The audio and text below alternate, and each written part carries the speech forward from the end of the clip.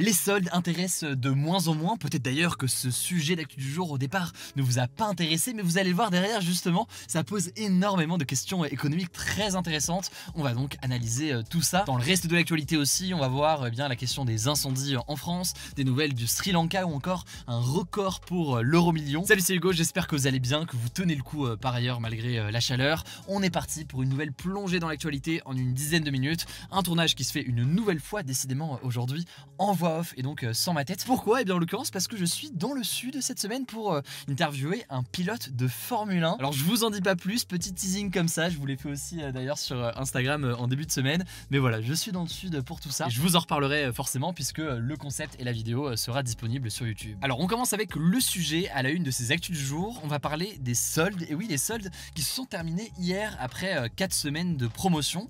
Et si je vous en parle aujourd'hui, c'est parce que ces soldes d'été 2022, elles ont confirmé une tendance observée depuis déjà plusieurs années.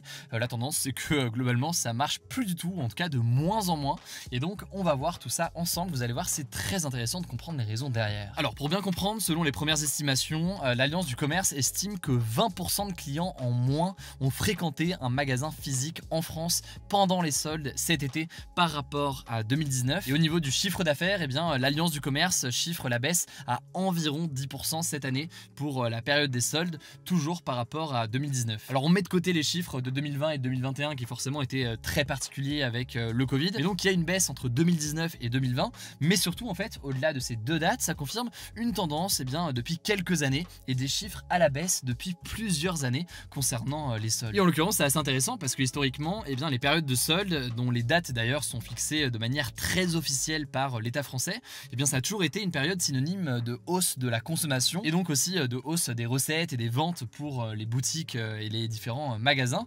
Mais alors comment expliquer ce désintérêt des consommateurs pour les soldes? Il y a plusieurs raisons. Bon, la première raison, c'est clairement la plus importante, c'est l'essor du commerce en ligne. En gros, entre 2015 et 2021, la somme des achats de produits ou alors de services sur internet a doublé en France. On est passé en fait de 64 à 129 milliards d'euros selon la FEVAD, qui est un syndicat du secteur. Et en l'occurrence, cette croissance a été beaucoup accélérée par la pandémie, forcément pour les ventes de produits en ligne. Et un exemple, le chiffre d'affaires d'Amazon, pour ne citer que lui, a augmenté de près de 68% entre 2019 et 2021. Bon, sur le Covid, là je vous apprends rien, forcément durant cette période, beaucoup de magasins ont été fermés, il y a eu ensuite des jauges pour limiter le nombre de personnes à l'intérieur, il y a eu des magasins de vêtements qui empêchaient l'accès aux cabines d'essayage. Tout ça a forcément incité les personnes à commander, à se faire livrer leurs vêtements ou tout ce qu'ils pouvaient acheter avant en magasin. Et donc visiblement pas mal d'habitudes qui ont été prises chez les habitants de commander davantage en ligne, se sont maintenus, y compris une fois que le Covid était quand même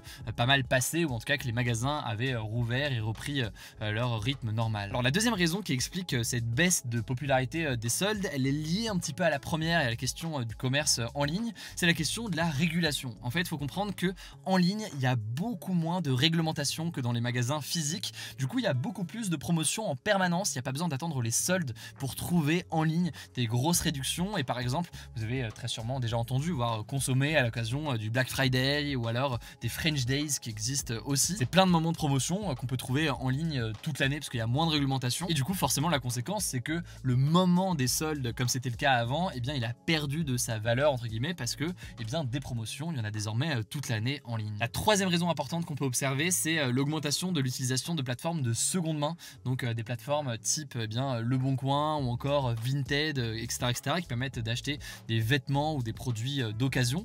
Il y a évidemment une question financière, c'est moins cher quand c'est d'occasion, mais il y a aussi une question environnementale. De plus en plus de personnes achètent des vêtements d'occasion en se disant que l'impact sur l'environnement est forcément plus faible. Et donc, par exemple, les ventes de vêtements d'occasion sur Vinted ont augmenté de 150% en France depuis 2020.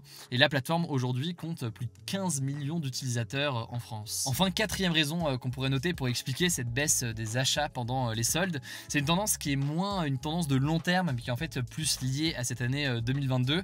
C'est tout simplement la hausse des prix, donc l'inflation.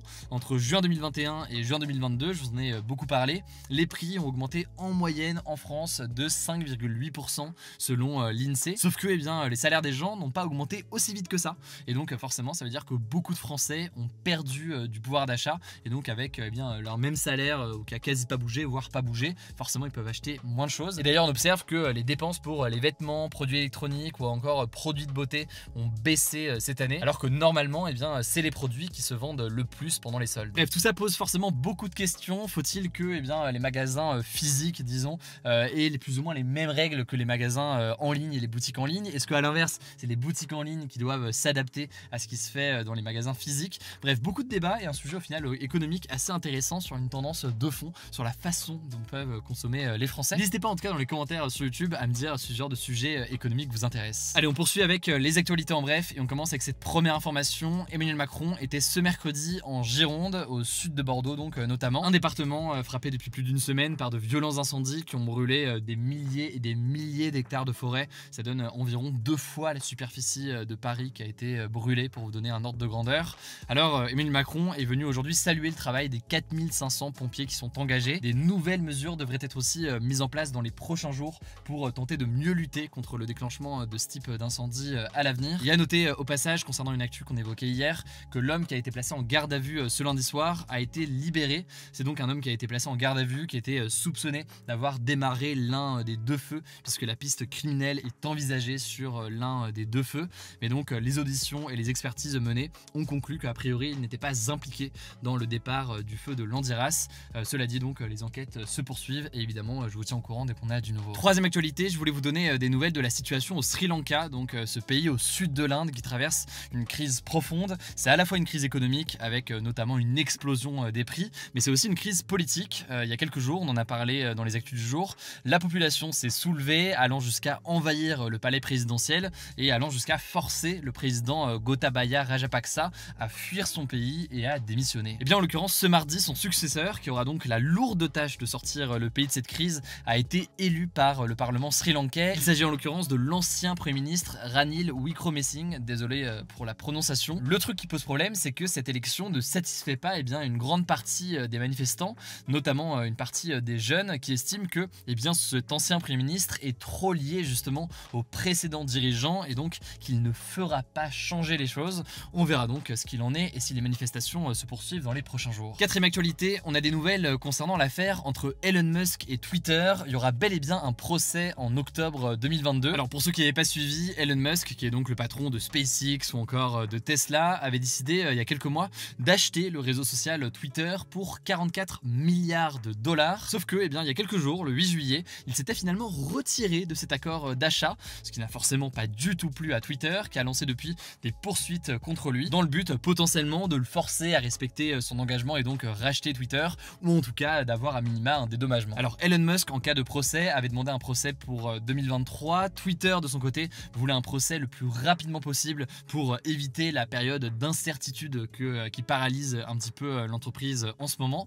Et donc la juge chargée du dossier a décidé que le procès se tiendrait donc en octobre. On va donc forcément suivre ça, sachant que l'enjeu, c'est soit un rachat par Elon Musk pour 44 milliards de dollars, soit un rachat et un accord pour un rachat moins cher que ces 44 milliards de dollars, soit autrement, autre option qui est envisagée, une sorte de dédommagement avec une somme d'argent que devrait verser Elon Musk à Twitter, sans racheter donc Twitter, parce qu'en réalité, ni Twitter ni Elon Musk n'a intérêt à un rachat, disons, forcé entre les deux, et un mariage entre les deux.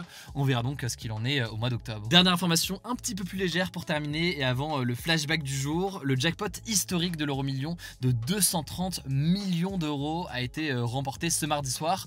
230 millions d'euros, c'est en fait la plus grosse somme jamais remportée à l'euro-million, qui est, je le rappelle, une loterie qui est commune à 12 pays européens. Alors on ne connaît pas l'identité de l'heureux élu, mais on sait que la grille gagnante a été remplie tout de même au Royaume-Uni. Et pour vous donner un petit peu un élément de comparaison, le plus gros gain de l'histoire du loto en France, donc la cagnotte organisée à l'échelle nationale, c'est 30 millions d'euros, ça s'est fait l'année dernière, donc on est très loin des 230 millions d'euros de l'euro-million. Alors le flashback historique, retour aujourd'hui il y a 53 ans, le 20 juillet 1969 à 21h56 heure américaine.